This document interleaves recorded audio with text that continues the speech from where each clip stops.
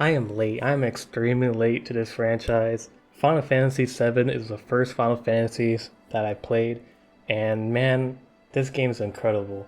Really, from start to finish, this game really had me hooked with the narrative, characters, and the gameplay overall. Even though, yeah, it came out in like 1997 and maybe outdated in some areas, I still really enjoyed this game.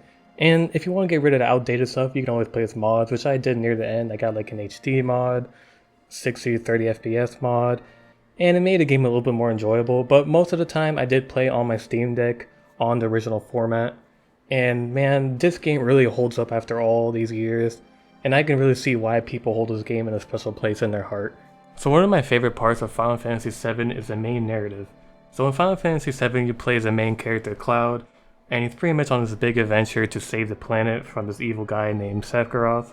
I really enjoy the characters the most, especially the dynamic between the characters is very interesting as well. And definitely a lot of the plots and the plot twists really make you think about everything, and this game had me hooked really from start to finish, I'm gonna be completely honest, especially with the narrative and the plot twists and all the characters. They're all so enjoyable. And I don't want to hold too much on the story because I don't want to spoil it. I think this is one of these stories that is better off to enjoy going in without knowing like anything really. I knew some things about the story before getting in, like some of the plot twists and certain things like that, and the main character and some of the characters. Because they're so widely popular, it's kind of hard to avoid it. But if it's possible to like go in without really knowing like a single thing, it's still incredible. Like I barely still knew anything about this game besides like the characters and some stuff, but it was still it was, like very enjoyable, like learning about the other plot twists and the other story lines and all the other stuff that changes out throughout the game. And it's a blast. It was just non-stop.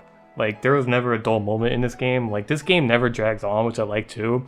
I heard that in the remake and in Rebirth, like because it's two separate games, and I'm pretty sure they're gonna make a third one. But I heard that in those games they drag on a lot of things. They change a lot of the character stories and how they're introduced, and a lot of things are different compared from the original to the remake, which makes me a little bit nervous to go into the remake. But I still want to enjoy and play the remake eventually because I heard it's still an enjoyable experience, and I feel like everyone should at least play the OG first because I don't know. I feel like if I go in a remake, I feel like I'm not gonna enjoy as much as like the OG, but that's just me. Now for the gameplay, it's still pretty good. It holds up pretty well. I do like the limit system and how like the weight system works. How like the like fight is consistently going on. So it's not like, oh, you take your turn, they go. It's just consistently going. You have to like wait for like the little weight meter to go up, then you take your turn. So you kind of have to be quick, like thinking when you're going. And I actually enjoyed that a lot about this game. It makes it very engaging, and I feel like for the time it came out, that's really like ahead of its time. Honestly, I can't really think of many games that have that mechanic at least. Because then again, I haven't played too many JRPGs. I've played, this game. I played some indie JRPGs. I played Xenoblade. I played Persona. I love Persona. It's like one of my favorite JRPGs. I never seen a mechanic like this in a JRPG, for me at least. So for me, this is very refreshing and interesting, and it made the overall gameplay and experience is a lot more enjoyable and engaging. But what I would say about this game that's kind of annoying is like getting the limits, I guess. Like getting the force limit, like going after certain items. You're gonna need like a guide. Like there's no really straightforward answer to getting like the force limit items. Like some of them you can get by yourself. Like I got the Yuffie one for got it myself without using a guide because I just ended up doing like her entire side quest without really knowing that it wasn't part of the main like quest. And that quest was kind of a pain in the ass for her. And I mean, it was worth it because I got her force limit. I also searched up how to get a couple other characters' force limit. And they're kind of like kind of difficult to get, but not really. It's just very not directive of what it tells you to do. So there's going to be certain parts you get in this game where you're really going to need a guide to know what you're doing or where you're going. For me at least, I'm kind of slow. So maybe that might be more of a skill issue on my side. A lot of the times, like later on in the game, you might need to use a guide. So that's a heads up if you're going to play this game. But I'm sure if you pay attention a little bit more, you might like understand where you're supposed to head to. I think one of the parts I really got like lost on with trying to find the Temple of Agents. That was hard as hell to find. I was so confused of where the hell to go and what to do. And you had to go talk to this certain person first to like make sure you can go over there, so activate the cutscene and what was going to go on. And if you don't do that, you go there and then like nothing happens. So it's like super confusing. So I had to look up a like in-depth guide on what the hell I missed.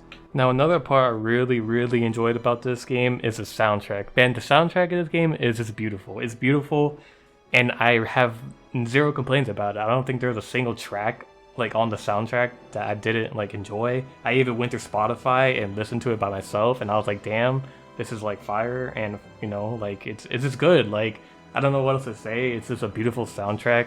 It fits the vibe perfectly, and I can see why I hear it a lot everywhere. I hear like Final Fantasy music like everywhere, really, in other people's videos in general. Like certain like the winning music I've heard a bunch of times before. When I heard it, I was like, oh shit, I heard this in other people's videos or in other things in other media.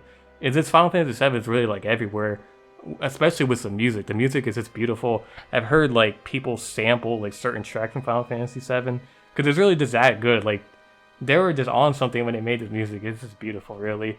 Overall, after playing this game, it kind of makes me feel like I wish more games, and I don't know how to explain this well, I guess we're more like this in modern day, like more straight to the point. I feel like a lot of JRPGs nowadays kind of drags on, whether that be in dialogue, in like grinding. I feel like in Final Fantasy VII OG, for me at least, it didn't feel like it was overdone with dragging things on. I feel like that's such a big deal nowadays. Like some of my favorite JRPGs are just dragged on for like way too long. You can beat this game in like, I beat it in like 40 or 50 hours around there. I think like 40 hours or something like that. I beat Final Fantasy VII or 50, I don't even remember. But I didn't feel like it was that long, maybe because I enjoyed it so much. But I feel like I looked up online too. It's about like around that time to beat the game, around like 35 to 50 hours you can beat Final Fantasy VII. Like in most JRPGs nowadays, it is dragged on, and I feel like Final Fantasy VII Remake is a perfect example of that. I've seen so many people online complain about how dragged on certain things are in the remake, and I'm just like, why? It's just annoying. Like nowadays, they feel like they need to drag it on, so people will think like the price is worth it to get the game. So they'll be like, oh, well, it's this many hours long, so this will fit the price tag for JRPG. Like I feel like that's what they do. And it's annoying. Like, it's really annoying. I feel like Expedition 33, one of the reasons why it's so good, is because it's not dragged on. It's never a dull moment. It's always to the point, never dragged on with BS. I feel like that's such a big issue nowadays with JRPGs or any RPGs in general. And it was so refreshing coming into like Final Fantasy VII, expecting really that kind of same thing where you mostly get from JRPGs, but you don't actually get it. It's not. They really throw you to the point in Final Fantasy VII for what I see and I believe at least. Some people might have a different opinion and say it drags on in Final Fantasy VII OG. I think it's perfect. It goes straight to the point. Like there's no point to drag anything on like other games do nowadays. And I really wish more games really take that risk. I think Expedition 33 is a perfect example of that game that just went, you know, it goes straight to the point. It doesn't really drag on unless you want it to drag on and do like a bunch of the side stuff and grinding, but you don't have to. Those are all just optional. Final Fantasy VII OG, I feel like fits right in that category where it doesn't drag on. And I think I'm dragging on this topic, but I just wanted to say that because that's like one of the first things I noticed. And yeah, I think Final Fantasy VII OG to this day holds up very well. And if you're willing to go and try an old school JRPG, because I know it can be risky for some people because, you know, a lot of the mechanics are outdated and stuff like that. I don't think this game's that outdated, and if you feel that way, you can just get mods. That's what I did towards like the end. I kind of got mods to like speed up some of the stuff and just like change up some of it to make it like more enjoyable. But even like without the mods, it was still so enjoyable, especially playing this on a Steam Deck. It was a ton of fun, and I think I would suggest more playing it without mods. I only played like the last part with mods, so I didn't like really ruin the experience that much, and I didn't get anything cheating or anything, so I didn't do any of that nonsense like some people do, which I think is bullshit. Like, why would you even cheat in a single player game? Like, at that point, just don't play it. But play this game. I think Final Fantasy VII is 100% worth your time, especially if you're any JRPG enjoyer. Oh, I mean, if you are, you probably already played this game, but if you haven't, you're missing out. Because I know a lot of people play Final Fantasy VII, only the remake and rebirth, and they're waiting for the third part. I don't know. Like, it kind of seems like they're kind of dragging on like the Final Fantasy stuff. Like, oh, 3 remakes. Like, I don't know. Final Fantasy 7 OG is something special. And ever since I beat it, it's been like, damn. Like, it's like one of those things, where you just finish something so good where you just kind of sit there and have like a hole in your fucking soul or some shit, and it's just like, damn, like I gotta fill this pocket. That sounds really wrong, but you know what I'm talking about. Is just you feel empty after because you enjoyed it and you were with it for like a decent amount of time and you just didn't want it to end. Final Fantasy 7 brought that feeling to me, and this game is great. And that will be it for today's video. Please like, comment, share, and subscribe. This has been Kaya TV, and I'll see you guys in the next one.